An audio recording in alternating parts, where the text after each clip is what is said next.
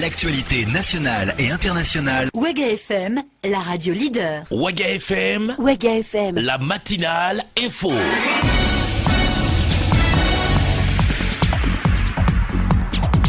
Mesdames, Messieurs, bonjour. Vous écoutez la radio Ouaga FM sur la 105.2 à Ouagadougou, 101.1 à Bobo-Dioulasso et sur l'ensemble des radios partenaires à travers le Burkina, sans oublier le 444 du bouquet Canal+. Bienvenue à cette édition de la matinale info. Nous sommes jeudi 29 décembre 2016. À la une de l'actualité, un nouveau chef d'état-major général des armées au Burkina Faso, le colonel-major Oumarou Sadou, remplace le général Pingrenoma Zagri. La coordination des comités de défense et d'approfondissement des acquis de l'insurrection dénonce une injustice subie par des personnes affectées par le projet d'échangeur du Nord. Explication dans ce journal. Les députés et leurs millions de francs CFA, on en reparle dans ce journal. Vous entendrez la réaction de l'homme de la rue. Les avis sont divergents. Le dossier social de cette édition est consacré à l'ascension économique de la femme au foyer. Accepterez-vous que votre épouse soit plus riche que vous? Des réponses dans ce journal. Mesdames, Messieurs, merci d'écouter Ouaga FM. Bienvenue donc à l'écoute de ce journal de 7 heures sur la radio de toutes les générations que j'ai le plaisir de vous présenter. Les infos sur Ouaga FM, présentation Paul-Miki Rwamba. Tout d'abord, sachez que le colonel-major Oumarou Sadou remplace le général de brigade Pingrenoma Zagri à la tête de l'état-major général des armées burkinabé. Cette décision du chef de l'État, par ailleurs ministre de la Défense nationale et des anciens combattants, est tombée hier 28 décembre 2016. Originaire de la région du Sahel, aujourd'hui en proie à l'insécurité et au terrorisme, le colonel-major Oumarou Sadou est né le 22 mai 1959. Il aura la lourde tâche de venir à bout de l'insécurité et des attaques terroristes au Burkina Faso.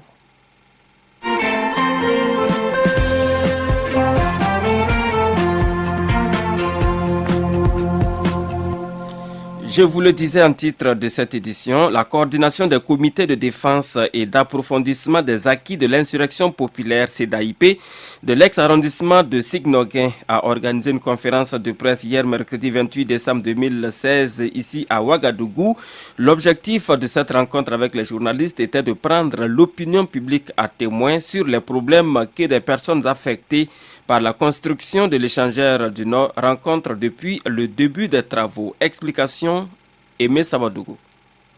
L'actualité qui prévaut aujourd'hui à Signoguin est marquée par l'effectivité de l'exécution en cours des travaux de construction de l'échangeur du Nord, mais aussi par des remous et manifestations de bon nombre de personnes affectées par ce projet. Réunis autour de la coordination des comités de défense et de l'approfondissement des acquis de l'insurrection populaire CEDAIP de l'ex-arrondissement de Signoguin, ces derniers exposent leurs difficultés. Ernest Zemba, coordonnateur de CEDAIP. Les maraîchers, dont certains ont hérité leurs activités il y a plus de 30 ans, doivent être dépossédés de leurs biens de production et déguerpis alors que les conditions préalables à cela ne sont pas remplies.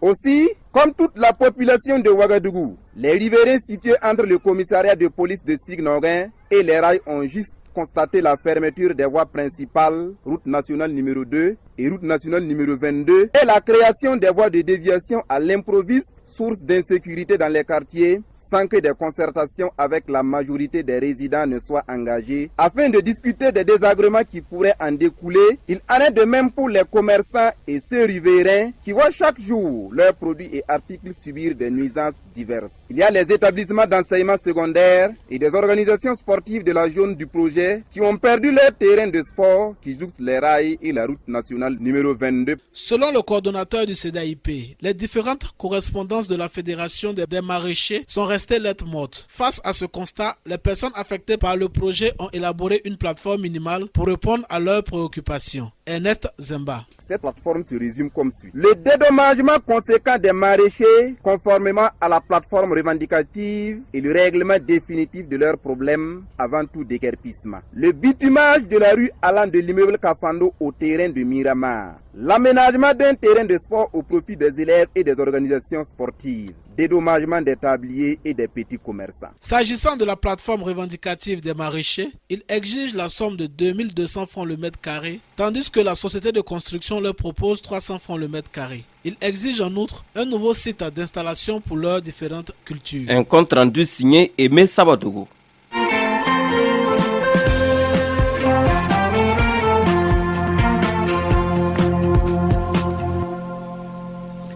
Le Conseil des ministres, en sa séance d'hier, mercredi 28 décembre 2016, a adopté un rapport relatif au rapport d'enquête parlementaire sur le foncier urbain au Burkina Faso entre 1995 et 2015.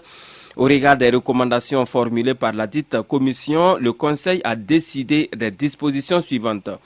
Le retrait des terrains illégalement acquis avec à la charge des sociétés de promotion immobilière concernées, l'obligation de rembourser intégralement les fonds irrégulièrement perçus, la mise en place d'une commission interministérielle chargée de superviser les opérations d'appurement du passif du foncier urbain, la mise en place de commissions ad hoc au niveau régional qui seront chargées de superviser les travaux des commissions communales et d'arrondissement, la mise en place des commissions au niveau communal et d'arrondissement qui seront chargées de l'appurement des passifs dans le domaine du foncier urbain, l'ouverture immédiate des poursuites judiciaires à l'encontre des agents incriminés dans le rapport d'enquête parlementaire. Le ministre en charge de la justice a transmis le rapport de la commission d'enquête parlementaire aux procureurs généraux près les cours d'appel de Ouagadougou et de Bobo-Dioulasso pour les suites judiciaires éventuelles à réserver à ce rapport.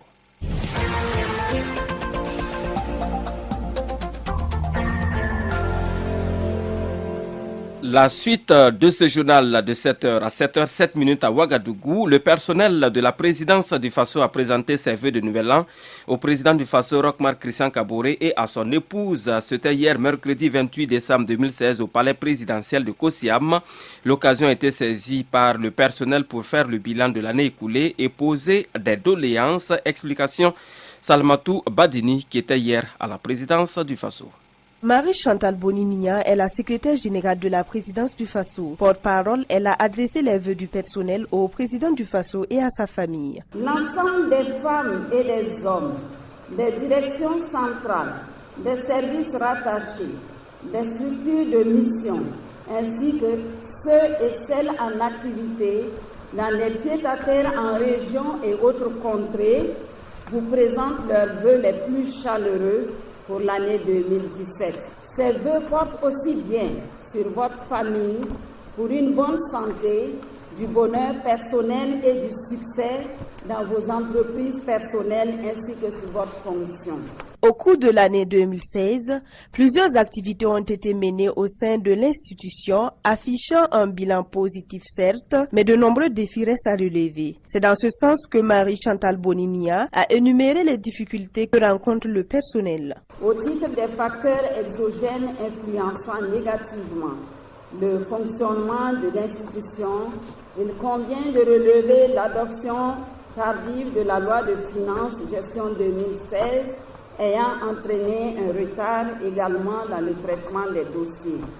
La mesure budgétaire générale d'interdiction de nouvelles acquisitions de véhicules qui a eu un impact négatif sur la mobilité de vos plus proches collaborateurs au regard de la vétusté du parc automobile de la présidence. À son tour, le président du Faso a souhaité ses vœux les meilleurs à ses plus proches collaborateurs et a promis de répondre favorablement aux doléances du personnel dans la mesure du possible. En réponse aux vœux empreints de cordialité que vous venez de prononcer à mon endroit ainsi qu'à celui de ma famille, je voudrais vous en remercier. Il me plaît à mon tour d'adresser à chacune et à chacun de vous ainsi qu'à vos familles et proches mes vœux sincères de bonne et heureuse année 2017. D'autres actions mobiliseront notre attention durant l'année 2017, au nombre desquelles figure la finalisation de la mise en œuvre des recommandations de l'ARCE, le renforcement des capacités du personnel, l'animation des politiques de sécurité, l'amélioration des conditions de travail. La présidence du Faso compte plus de 2000 travailleurs. En cette fin d'année, au moins 25 personnes partent à la retraite.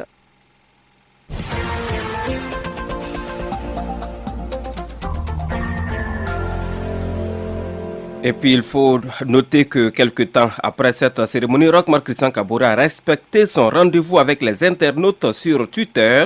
Sans détour et en direct, il a répondu aux questions de quelques Burkinabés qui étaient connectés. C'était à l'occasion du premier anniversaire de son accession au pouvoir. Et puis l'affaire des millions de francs CFA distribués aux députés burkinabés en cette fin d'année ne finit pas de défrayer la chronique. La parole à présent à l'homme de la rue et chacun y va de son commentaire. Écoutez ces propos recueillis dans les rues de Ouagadougou par Olivier Kofi. Le commentaire est signé Salamatou Badini. Après l'affaire des tablettes, c'est la somme de 1 million de francs CFA reçue par chaque député qui défraie la chronique. La situation économique du pays n'est pas favorable à un tel bonus, selon certains citoyens. On a dit que rien ne va plus être comme avant. On continue à distribuer de l'argent. Pendant ce temps que la population souffre, vous-même vous savez, économiquement ça ne va pas. On ne peut pas prendre des millions pour distribuer à des gens qui nous votent des lois bidons. Ou bien, normalement, on ne doit pas leur donner de l'argent et tous ils n'ont qu'à consommer la crise. C'est que je pense dans ce contexte de vie chère où on est vraiment confronté à beaucoup de difficultés là, il aurait été louable que les députés même refusent de prendre cet argent. Parce que vraiment, le pays va mal, tout le monde se plaint à des grèves par-ci, par-là. Vous prenez 1 million chacun. C'est dans leur âme et conscience même qu'ils devaient réfléchir et puis dire, bon, nous, on laisse tomber ça. Tout comme ils ont fait pour les tablettes. À mon avis, je pense que les députés, de façon unanime, là, peuvent dire, bon, en fait, cet argent-là, même s'il y a une loi qui dit ça, voilà, l'état de notre pays, nous préférons qu'on prenne cet argent-là pour supporter quelque chose. C'est de l'argent qui pouvait être affecté quelque part pour pouvoir booster cette économie nationale. Parce que 127 millions, c'est pas rien. Je pense que les députés, de façon consensuelle, je pourrais dire, pouvaient par exemple se dire, bon, comme étant donné la situation critique financière du pays, nous pouvons par exemple surseoir droit de cette somme qui nous revient. Donc bon, voilà, le pays puisse repartir. C'est la gabegie qu'on ne veut pas qu'on a ça, c'est blague. Ou bien, maintenant on ne peut pas continuer sur cette gabegie. Avis contraire chez d'autres Burkinabés qui estiment que les élus du peuple sont en droit de percevoir cette somme. Si c'est prévu par la loi, moi je ne vois pas de problème à ça. Le pays est en crise, mais à partir du moment où ce n'est pas eux-mêmes qui ont décidé justement de s'octroyer ces 1 million là, moi, je ne vois pas de problème. Les choses se passent normalement. Ils ont droit, c'est leur droit, ils doivent prendre. Pour moi, en tout cas, moi je connais, c'est depuis longtemps que ça a commencé. Voilà, aujourd'hui, tout le monde sait quand on veut donner quelque chose seulement, c'est leur droit même, on ne leur donne pas. Les gens sont prêts à tout critiquer et c'est mieux de communiquer pour que les gens comprennent. Parce que le Burkinabé a beaucoup plus besoin de comprendre. Il a été, de par le passé, abusé et si bien que la moindre chose est mal interprétée. C'est normal, c'est normal. Oui, ils ont déjà concédé une partie de leur salaire. Je crois que quand même, ils œuvrent. Un député, c'est pas seulement le travail qu'il fait au niveau du Parlement, c'est aussi dans son domaine, cette contribution aussi pourra les aider à pouvoir parvenir à cela.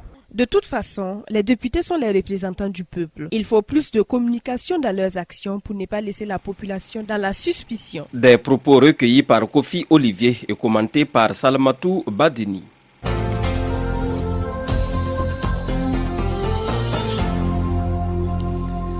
Le ministère de la Communication et des Relations avec le Parlement a procédé à la distinction d'une trentaine de ses membres élevés au grade de chevalier et d'officier dans les ordres nationaux et spécifiques avec agrafe art, lettres et communication. C'était à l'occasion d'une solennelle cérémonie de décoration tenue mardi dans les locaux des éditions Sidoya à Ouagadougou. Le compte rendu est de Rosalie Konkobo. Une trentaine d'agents du ministère de la Communication se sont distingués par leur abnégation au travail au cours de l'année 2016. Ils ont par conséquent reçu des médailles d'officier pour les uns et de chevalier pour les autres. Présent à cette cérémonie de décoration, le ministre de la Communication et des Relations avec le Parlement, porte-parole du gouvernement, a lui-même été élevé au grade d'officier de l'ordre national. Rémi Fulgence Diandjounou a félicité et encouragé ses co-récipiendaires. Je voudrais féliciter tous les récipiendaires. Cette décoration salue le mérite d'agents. Certains sont quasiment à 2 jours de la retraite, d'autres sont en plein cours de carrière. L'essentiel, c'est que nous participons tous à reconnaître le mérite de travailleurs qui chaque jour rendent possible la communication et l'information de notre pays. Et donc c'est une fierté, tous ces récipiendaires-là, et une fierté pour le ministère d'avoir pu procéder à ces décorations. C'est un sentiment de fierté. C'est vrai que dans le cas des ministres, c'est la loi qui le prévoit, mais j'ai le sentiment aussi qu'au-delà de ces instants-là, c'est aussi la reconnaissance d'un travail qui a été fait. Je voudrais remercier ceux qui ont pensé donc à nous donner cette décoration-là et remercier le peuple burkinabé pour la confiance pensée à nous à travers cette mission qui nous est confiée. Le directeur de publication du journal en ligne Les Échos du Faso, Amidou Idogo, désormais chevalier de l'ordre spécifique, dédie sa médaille à sa mère. Ce sont des sentiments de joie et de fierté. Je voudrais d'abord remercier le ministre Dandinou qui a jugé que j'étais digne de recevoir cette reconnaissance. Deuxièmement, je voudrais dédier cette médaille à ma maman qui a travaillé 40 ans par tous les temps, qui n'a jamais reçu de reconnaissance. Donc moi je la porte fièrement en son nom. Quand on te dit que tu as bien fait, tu es obligé de cultiver l'excellence. Je vais continuer dans le critère qui a milité à la faveur de ma décoration. Pour son dévouement au travail à la télévision nationale du Burkina, la journaliste Oumou Tangare, également décorée chevalier de l'ordre spécifique, est reconnaissante à l'égard de ceux qui l'ont proposé à la décoration. C'est un sentiment de joie et de fierté. Je remercie mes chefs hiérarchiques d'avoir pensé à moi et de me choisir parmi tant d'autres pour me décorer. Vraiment, je suis très contente, mais c'est une invite à mieux faire. Le temps qui me reste là, je pense que je vais m'adonner à mon travail et il y aura de bonnes choses après tout ça là. Voilà. Également présente à la décoration, la présidente du Conseil supérieur de la communication, Nathalie Sommet, a dressé un bilan relativement satisfaisant des activités de communication courant l'année 2016. Un mot de culture dans ce journal. La finale de la première édition du concours karaoké au profit des détenus de la maison d'arrêt de correction de Ouagadougou a eu lieu ce mercredi 28 décembre 2016 ici à Ouaga, notamment sous le payant donc de la MACO, initié par la cellule art et culture de la MACO et en partenariat avec le CQDJ, le comité pour la qualité du droit et de la justice. Ce concours a été coparrainé par la directrice des arts du spectacle représentant le ministre en charge de la culture et l'artiste chanteur Floubi. Compte rendu Franck Aristide Jefa qui nous revient de la MACO. Total de 217 sur 300, une moyenne de 72, 33 sur 100. Aïbou Nelson.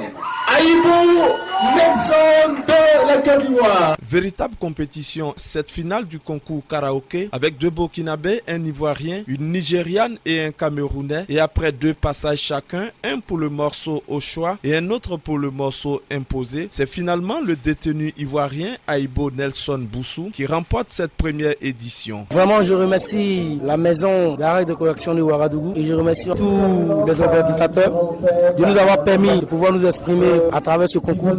Parce que pour moi, c'est vraiment un rêve qui se réalise. Parce que depuis très longtemps, je fais de la musique et aujourd'hui, par rapport à ce concours, on me permet de pouvoir m'enregistrer et cela fait partie de mon parcours. La prison, c'est une correction. Je demande à tous ceux qui sont dehors de ne pas prendre mal tous ceux qui se retrouvent ici. Si Dieu n'a pas décidé que tu sois ici, tu ne pourras pas être ici. Donc je remercie Dieu de m'avoir permis d'être ici pour au moins corriger quelques fautes et je remercie Dieu aussi de m'avoir donné ce trophée. Le président du jury, quant à lui, revient sur les critères de notation. Il juge aussi le niveau de cette première édition. Guébré Jean-Marc dit Petit Jeannot. Nous avons noté sur 5 critères. Il y a la justesse, il y a la qualité vocale, il y a le tempo, il y a la prestation scénique.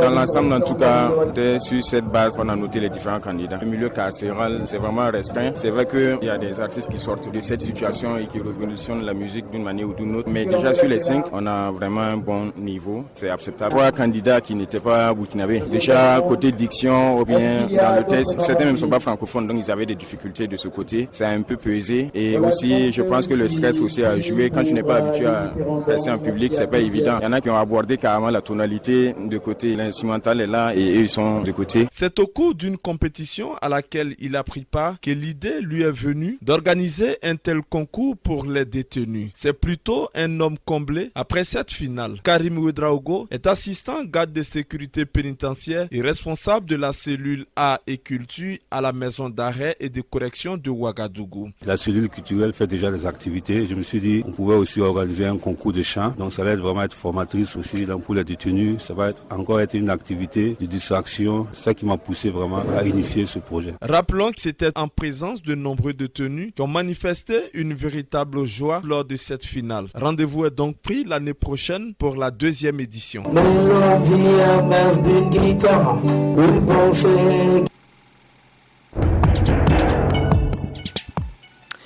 Culture toujours, une soirée dans le but de promouvoir la culture burkinabé était organisée mardi soir au Remtogo ici à Ouagadougou. Le compte rendu est de Serge Ekra de la Force qui a suivi pour vous à l'ouverture de cette soirée. Le plateau de cette soirée dénommée Subliminal Black Night, une trentaine d'artistes en herbe se sont succédés. Ismaël Karanga Wentpanga est le promoteur de cette activité culturelle. Il justifie ici son idée. Cette soirée est Subliminal Black Night parce que nous voulons promouvoir la culture burkinabé. Nous voulons promouvoir tous ceux qui dansent, tous ceux qui chantent, à aller de l'avant. Nous voulons les aider vraiment à avoir du tonus pour continuer la lutte, car nous savons tous que dans le domaine artistique, c'est vraiment pas facile d'affronter certaines choses qui se passent. Donc il faut vraiment essayer d'accompagner tous ceux qui veulent bien, les artistes en herbe en fait. Il faut qu'on essaie de les promouvoir pour enfin que la culture burkinabé gagne du terrain dans le monde. Terrain que Ismaël Karanga maîtrise plus ou moins, lui-même étant jeune, il joue la carte de la cohésion. Une vision de cohésion entre la jeunesse. Voilà, aujourd'hui plus que jamais, il faut que les jeunes soient unis. Michel Kafando l'a dit, l'ex-président de la transition, pas un seul pas sans la jeunesse. Alors c'est dans ce sens-là que nous sommes allés à l'organisation de cette soirée.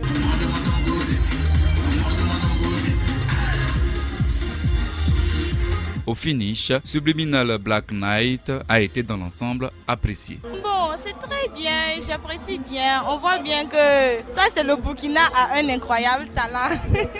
En tout cas, j'apprécie bien. Les jeunes, ils ont du talent, danse, chansons et tout et tout. Donc vraiment, c'est super.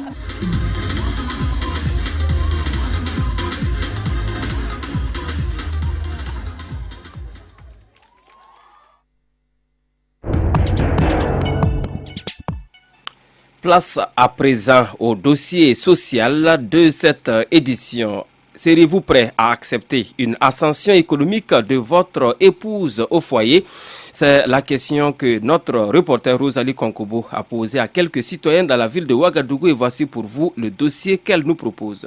Dans nos sociétés africaines, la supériorité de l'homme par rapport à la femme se constate sur plusieurs plans, y compris le plan économique et financier. Il est de notoriété publique que dans le foyer, le pouvoir économique de l'homme est généralement supérieur à celui de la femme. Toutefois, il y a des situations exceptionnelles où la femme réussit à connaître une ascension professionnelle et un succès économique qui dépasse celui de son époux. À Ouagadougou, ils sont nombreux, les hommes qui disent ne pas être prêts à accepter une telle situation. Si ta femme est au-dessus de toi, c'est un problème. Parce que c'est moi, c'est elle qui devient l'homme de la famille. C'est elle qui décide. Et nous, en tant qu'Africains, particulièrement burkinabé, n'est trouvé. Père de famille, c'est l'homme. Tout est l'homme. Donc, ça dit, c'est gravé dans notre mémoire. Puis la femme aussi, quand elle a un peu seulement, elle change. C'est comme le commencement, c'est Adam et Ève. Et Dieu a fait que c'est Adam qui protège toujours Ève. Les deux là pouvaient être égales, mais Dieu a imposé que Adam protège Ève. Et que c'est Adam qui est supérieur à Ève. C'est les règles que Dieu a posées. Et si aujourd'hui nous on veut changer cette règle-là, on est maudit. La femme est toujours inférieure à l'homme. Si toutefois la femme elle est encore plus aisée que toi, sincèrement je me dis que ça cause beaucoup de problèmes. Ça fait que depuis même ma relation, quand je sors, je croise des étudiants, des quoi, bon, je ne m'intéresse pas trop.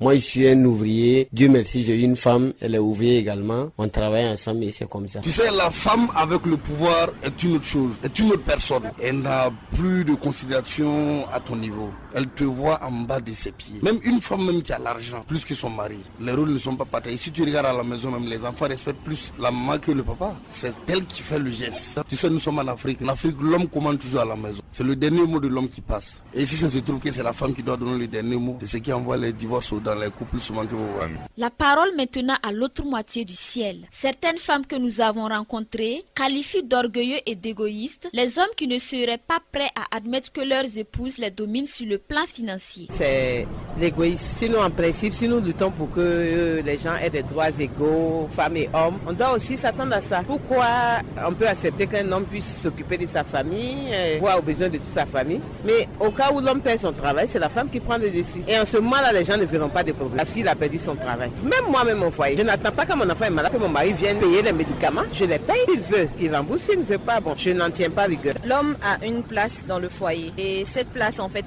il doit le revendiquer en quelque sorte. Donc, lorsque ça, c'est pas fait et que la femme, après avoir bien gagné sa vie, prend des airs, je me dis que l'orgueil et la jalousie est justifié. Pour moi, au contraire, l'homme devrait être très content que sa femme puisse lui venir en aide, puisse le soutenir dans les dépenses de la maison et tout. Les hommes, ils ne peuvent pas comprendre que leur femme peut venir les dépasser et ça, c'est inacceptable chez eux. Mais pour qu'on puisse changer ça, il faut une sensibilisation au niveau des hommes pour qu'ils puissent comprendre que la femme, elle peut travailler comme eux aussi, que la jalousie, surtout si vous êtes marié, c'est la communion. S'il y a l'amour, le monsieur peut comprendre. C'est juste à la femme de le faire comprendre que ce que je fais, c'est pour nous tous, c'est pas pour moi seul. Et si la femme aussi, elle est bien, parce qu'il y a des femmes, quand ça devient comme ça, elle aussi, elle devient arrogante, elle veut montrer à monsieur que non, j'ai réussi, moi aussi je suis allée à l'école, donc c'est moi. C'est normal que les hommes se fâchent. Si les femmes pouvaient comprendre d'humilier, il n'y a pas homme sans femme et il n'y a pas femme sans homme. Là, ils se complètent. Dans certaines vies de couple où la femme prend le dessus sur l'homme, sur le plan financier, les conséquences sont quelquefois catastrophiques sur la survie du foyer qui, au pire des cas, finit en lambeaux. En la matière, des anecdotes existent. Je vais prendre mon cas en exemple.